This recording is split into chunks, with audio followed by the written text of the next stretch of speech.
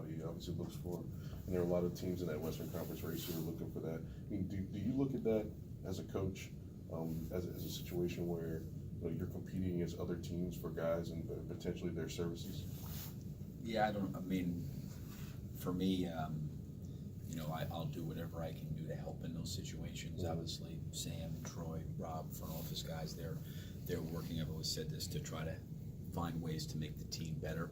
I think when there's things that get into maybe some decision making or things get closer, we'll all kind of put our heads together and talk about those things. And last summer, I was involved obviously with Nerlens, and trying to go spend some time with him. If there's phone conversations that we need to have with players, we'll definitely do that. But I just kind of go up their lead. If you hypothetically had to make a pitch to a guy who's a buyout candidate or a guy who was bought out, what would be the pitch you would make for the Thunder? What would be the appeal of the Thunder to a guy who would potentially be a buyout guy when y'all are going up against Houstons and Golden States and teams like that?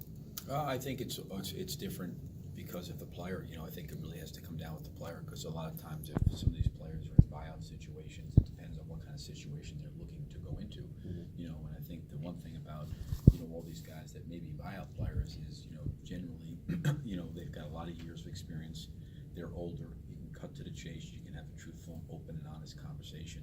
I wouldn't say it's anything remotely close to what it would be like recruiting in college to someone's a senior in high school. These guys are grown men, and a lot of times some of these guys are in their late 20s, early 30s. I even went through it, with Corey Brewer last year, talking to him. Mm-hmm. It was really not necessarily a pitch, but it's just more like the fit. I think guys are looking for. I think the relationship's got to start off with honesty in terms of how you see them fitting in, what kind of role they're looking for. Mm-hmm. It's really not like, hey, sell me on why I need to come here. It's more kind of like, hey, here's how I see myself. This is kind of the situation I'm looking to get into. Does that fit with what you guys need? What would you guys need from me?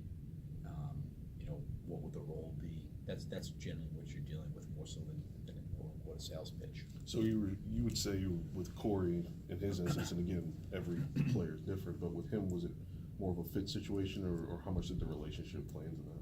Well, I think the relationship played into it from the standpoint that when Corey and I were talking, because we had such a long-standing relationship, he knew he was getting, from me, a coach that had coached him in the past, so I knew his game real well, and he had played for me, so he knew me real well. So I think we were starting off at a much better place than a lot of times, just because there was a prior relationship.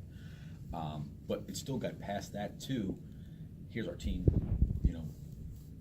This is the role we need. This is what we need you to do. Here's how you can help the team.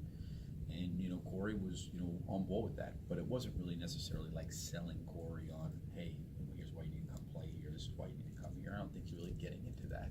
These guys all know each other real well. They know the teams really well. They've been in the league for a while. They're looking to put themselves in situations where they can contribute, they can help, and they can play a role.